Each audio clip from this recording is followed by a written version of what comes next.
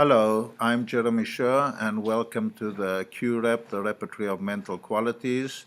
This is a tool I've developed together with Raphael Noy, and it's been of wonderful use to us. We use it every day and in almost every case.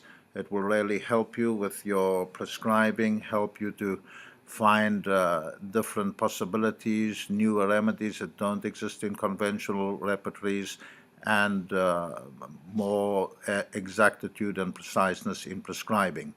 What I do suggest is that you start off by reading the introduction.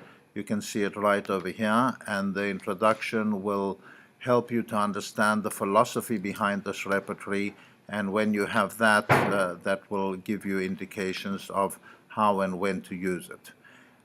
It's very simple to use. In fact, the whole design of the QREP is about simplicity, to make it more easy to choose rubrics and to combine rubrics.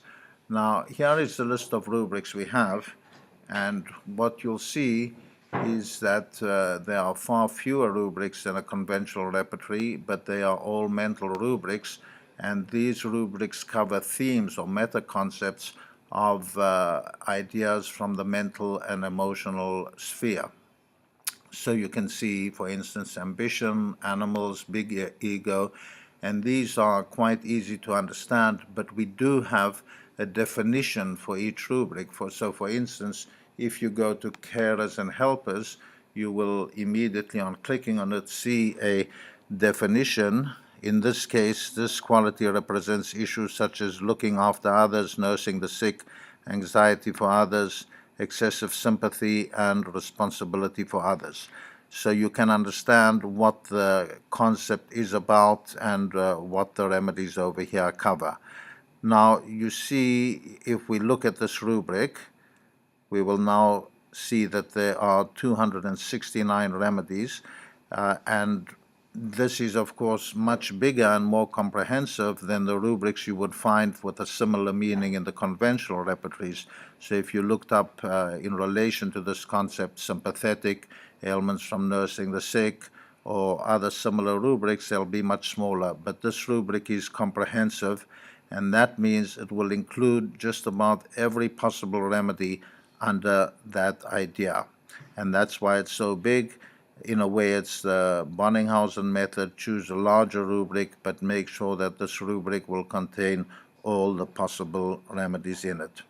Now, underneath that, you will see a carers and helpers primary remedies, and this means that these are the remedies that are really most important in this concept, and you'll only use this rubric if you think that the very center of the case, the whole essence and meaning of the case, is this idea, and it's so important that you only want the remedies that are extremely emphasized under this idea. So if we look at the remedies of caring for the sick, you see that, for instance, we have bamboo, which is a very caring remedy, or dama dama, which is a remedy that is that's the dia, is all about caring for other people. Or you'll be well familiar with phosphorus, but maybe less familiar with olea, olive, which very essence is about caring for other people. So you'd only use that in a case where you are sure that this is really the center of the case.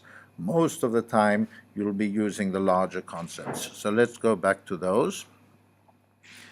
And here you've decided that in your case, once you've taken the case and understood it well, that the very center of the case is, number one, caring and helping for others. One of those people that actually, spend their whole life looking after people, their parents, their kids, their family, the community, and often might be worn out from that, or it's a problem, they feel their energy is drained.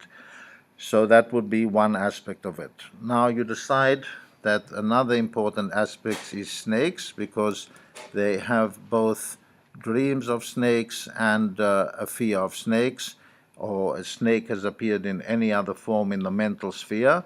And remember, this remedy is about mental rubrics, so it would not cover issues such as snake in any kind of a physical sense, like a snake sensation on the leg or something like that. Now, they've had dreams of snakes, and therefore we put it in, and we now have 2 rubrics. And the other issue with this person is that they are generally a victim, so that they might have been persecuted, or they might have been bullied in school, or they may be a kind of person who keeps on being abused by the society around them. So we're going to take victim as well.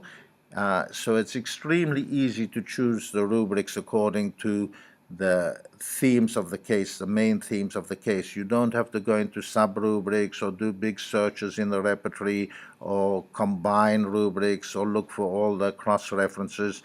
It's just the general concept and idea of what's in the case. And you take 3 or 4 or 2 of these main themes. Now, you see that these are big rubrics because they're very comprehensive. It means that it's 98% certain that the right remedy will be in it, and that's what's important. And furthermore, you're going to have many more smaller remedies, many more remedies that are from new provings that don't even appear or might not even be published in the conventional repertories, and that gives you a big advantage. Now, here's the magic of this repertory. You see that we have 269 remedies in carers and helpers over here, and we see that we have 200 in snakes and 355 in victim, and that seems like a lot of remedies. But now, when we're going to look at the graph and see all together, the number has magically grown much smaller. So we have approximately only 50 remedies over here. Go back to where it finishes. There, just there. Where it finishes. So we have approximately 40 to 50 remedies over there. So by combining and looking together at these 3 rubrics, we immediately form a base to prescribe from that is much smaller. And you can immediately start solving your case from this. So you can start noticing that we have much smaller remedies and rarer remedies that you wouldn't usually see, that wouldn't come up in a conventional repertorization. For instance, we see here lac maternum, and we see nitrogen, and we see, for instance, polystyrene, proving from Rajan Sankran. So if you took sympathetic and you took delusion persecuted and you took dreams of snakes, you would not get these remedies. And the magic of this repertory is it's going to give you access to these remedies that actually cover the case. Now you've got 50 remedies. You can actually go through one by one and see which fits your case. Now, another thing that goes through over here are the groups. So, for instance, you get the milk group over here, and that means that milks in general cover the idea of carers and helpers. It's well known about milks. Many of them have snakes in them, and many of them have a victim quality. And if you want to, you could go and select the milk group and look at the individual remedies within that at a later stage. So now, this is just using the QREP on its own.